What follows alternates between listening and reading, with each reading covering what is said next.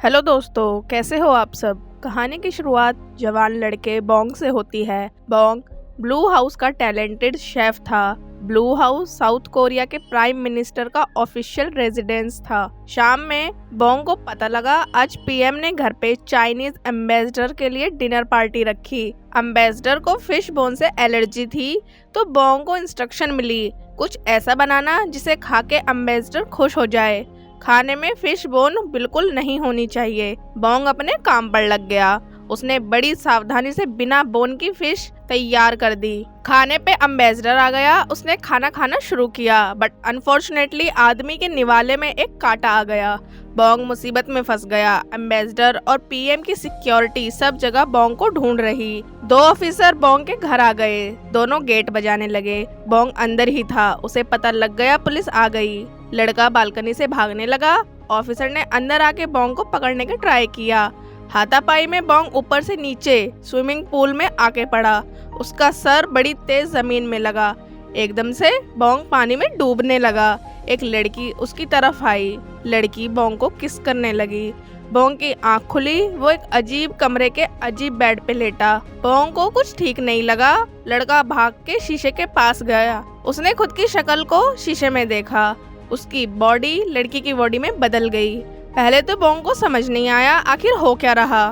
फिर उसे लगा मैं पानी में गिरा था, शायद मैं सपना देख रहा हूँ। बोंग बाहर देखने आया। गैलरी में काफी सारी लेडीज सर झुका के बोंग का वेलकम कर रही। आइए हमारी महारानी। बोंग डर के बिल्डिंग से भागने लगा। भागते भागते उसका हाथ नीचे गया। नीचे से सारा सामान गायब था। बोंग का फ्यूचर उसे फील नहीं हो रहा। लड़का शॉक में चला गया। मैं बाप बनने से पहले ही बोंग को लग रहा उसे किडनैप करके इधर लाया गया। फिर उसकी सेक्स चेंज सर्जरी करी गई। आसपास देख के बोंग को समझ आया मैं टाइम ट्रेवलर से पास्ट में आ गया हूँ। बोंग को अगले दिन उसकी हेल्पर ने बताया आखिर बोंग अभी कौन है। दरअसल दोस्तों, बोंग अभी जोसेon डायनेस्टी 8051 में आ गया। अभी वो किम सू युंग की बॉडी में है। किम रॉयल वार्ड थी। कुछ दिन में किम की शादी किंग चियोल जोंग से होने वाली। इसके बाद किम रानी बन जाएगी। किम की बॉडी एक हेल्पर को लेक में बुरी हालत में मिली थी। हेल्पर ही किम को पैलेस में वापस लाया और किम बच गई। बोंग फ्लैशबैक में चला गया। जिस लड़की ने उसे स्विमिंग पूल में किस करी वो किम थी। किस से उनकी आत्मा एक दूसरे की बॉडी में ट्रांसफर हो गई। बोंग को आइडिया आया घर जाने का रास्ता सिर्फ लेक है। बोंग ने लेक में कूदने का प्लान बनाया। बोंग भाग के छलांग लगाता, पर लेक की जगह वो पथरीली जगह पर गिरा। ग्रैंड क्वीन के कहने पर पैलेस के सर्वेंट्स ने लेक को रातों रात खाली कर दिया ताकि कोई पानी में ना गिरे और जो किम के साथ हुआ ऐसा किसी के साथ दोबारा ना हो। बोंग निराश हो गया, लेकिन उसे पता था पानी ही एकमात्र जरिया है जिससे वो वापस जा सकता है। बोंग ने हर तरह के पानी में खुद को डाल के वापस अपनी बॉडी में जाने का ट्राई किया। कभी बोंग पोछे के पानी में मुंह डाल रहा तो कभी नहाने के पानी में, मगर लड़का फेल हो गया। कुछ दिन बाद शादी का दिन आ गया।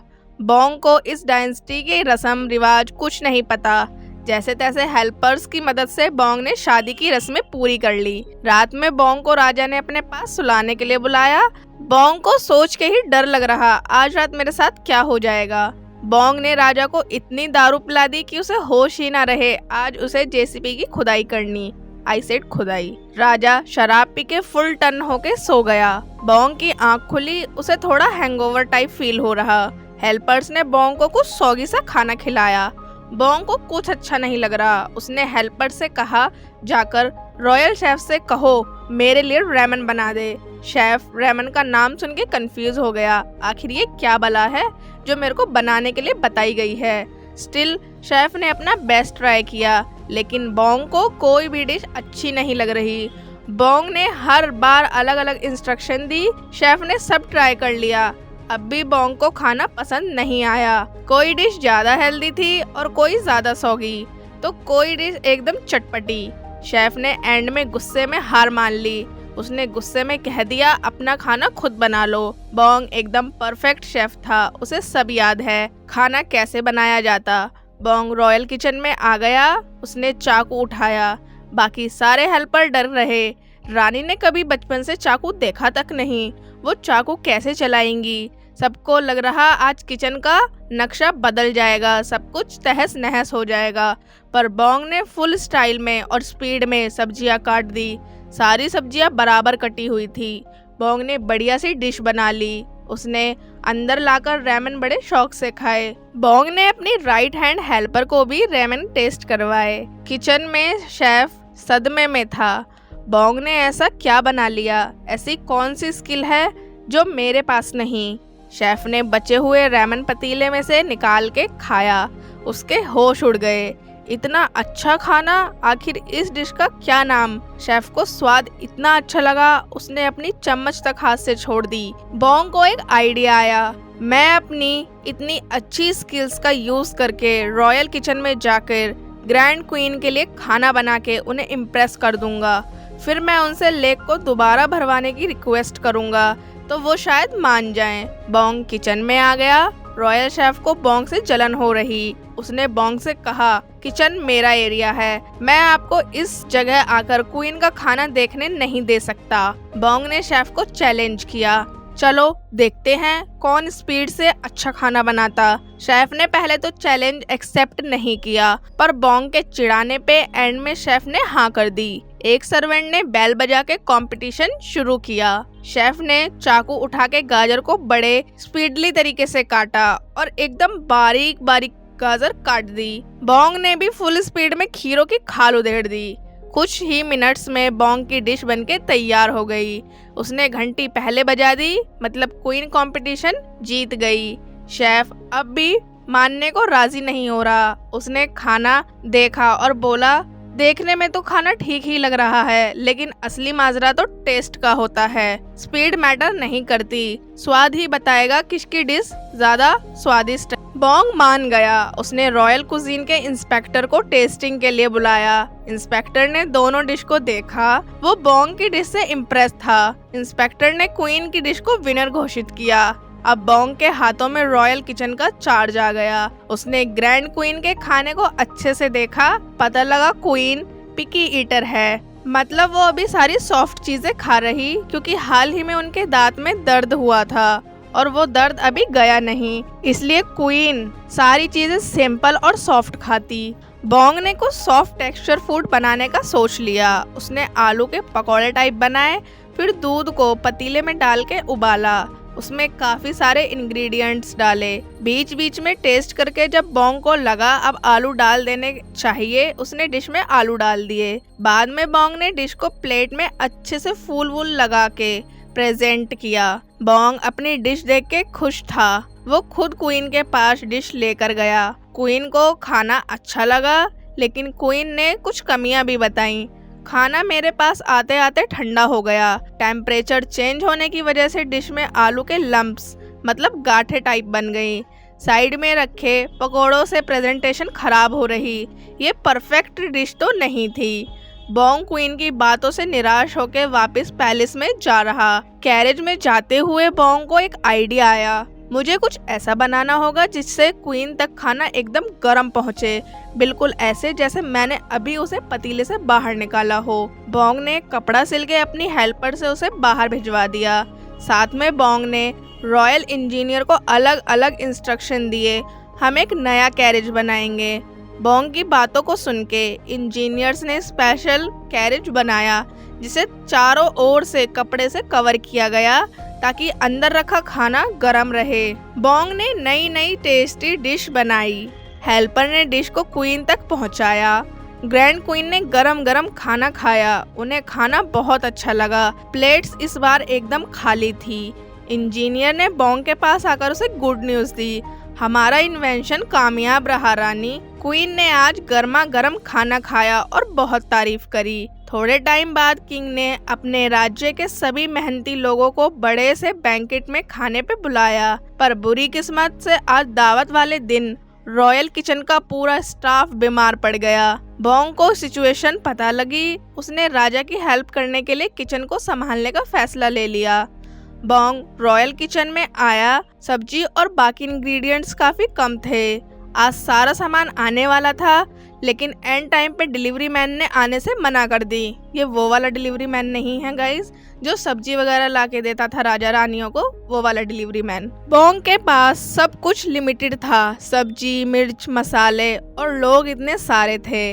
बोंग को कुछ क्रिएटिव करके सबका पेट भरना होगा। उसने अपना पूरा दिमाग लगाया। बोंग सिंपल पर कुछ यूनिक सा बनाने वाला था। बोंग ने आलू के छिलके को हटा के उसे गोल गोल करके एक लकड़ी में डाल के तल दिया। बेसिकली दोस्तों स्पाइरल पोटैटो का इन्वेंशन शायद बोंग ने किया था। मेहमानों ने अपनी प्लेट में जब आलू का स्पाइरल देखा तो सब नाखुश थे। उन्हें लगा था कुछ रॉयल डिश आएगी, पर फिर जब सबने स्पाइरल खाया उनकी आंखें भट्टे जैसी खुल गईं। इतना टेस्टी खाना, ऐसा खाना किसने बनाया? बोंग की सेकंड डिश और कॉम्प्लिकेटेड थी। किचन में चिकन नहीं था, उसे कुछ वेजिटेरियन पर टेस्टी बनाना था। बोंग ने वेजीज की टिक्की बना के वेजी बर्गर बना दिया। बोंग ने अपनी इस डिश का नाम मैकडोनाल्डू रखा। मैकडोनाल्डू, नॉट मैकडोनल्ड। मैकडोनल्ड ने यही से इंस्पायर होकर शायद अपने बर्गर का बिजनेस चालू किया होगा। वेजीज आलू बर्गर खा के सारे गेस्ट के मुंह में पानी आ गया। कुछ नमकीन इतना टेस्टी हो सकता, हमें आज पहली बार पता लगा। फाइनल मील में बोंग ने एक क्लासिक जेली डेजर्ट बनाया। उसने जेली की स्टिक पे एक स्पेशल मैसेज लिखा, फॉर्च्यून जेली, अपनी जेली खत्म करके अपना भाग्य जाने। सबने जेली जल्दी जल्दी खा के अपना अपना फ्यूचर थोड़ा थोड़ा सा जान लिया। इतनी बड़ी प्रॉब्लम होने के बाद भी आज का दिन संभल गया। सब बोंग की वजह से हो पाया। ग्रैंड क्वीन भी बैंकेट में आई हुई थी। उन्होंने बोंग को बुला के कहा, मांगो, क्या मांगना चाहती हो? बोंग ने पहली फुर्सत में कहा, लेक को दोबारा भरवा दो। ग्रैंड क्वीन ने हाँ कर दी। सब लोग काम पे लग गए। 90s के जमाने में लेक को भरने के लिए कोई फास्ट सोर्स नहीं था। सारे हेल्पर लकड़ी की बाल्टी में कुएं से पानी भर भर के लाकर लेक में डाल रहे। सब देख के बोंग को चिड़चिड़ा फील हो रहा। ऐसे तो अगले जन्म तक ही मैं लेक में डूब के अपनी बॉडी में वापस जा पाऊंगा। उसने एक नया आइडिया बताया, सब अपनी बाल्टी एक दूसरे को पास करते रहेंगे। ऐसे काम आसान और जल्दी होगा, लोगों को थकान भी कम होगी। सबने काम शुरू किया। अब काम जल्दी हो रहा। बोंग बैठ के देखता रहता। कई दिन बीत गए। लेक अब भी काफी कम भरी थी। बोंग बस सोचता रहता, कब लेक भरे, कब मैं अपनी बॉडी में वापस जाऊं। एक दिन उसकी किस्मत ने साथ दिया। बादलों ने अपना रुख बदला। बारिश बहुत तेज हुई और आज लेक भर गई। बोंग बहुत खुश हो रहा। उसने बारिश में जो छम छम डांस किया, लेक भर गई।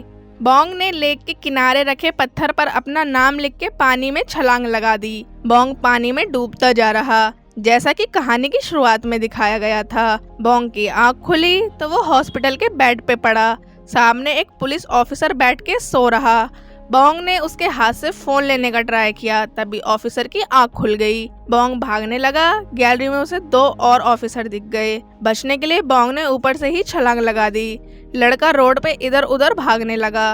बोंग भाग के लाइब्रेरी आ गया। उसने 90s के जोशन डायनेस्टी हिस्ट्री पढ़ी। बोंग अब उस डायनेस्टी का हिस्सा था।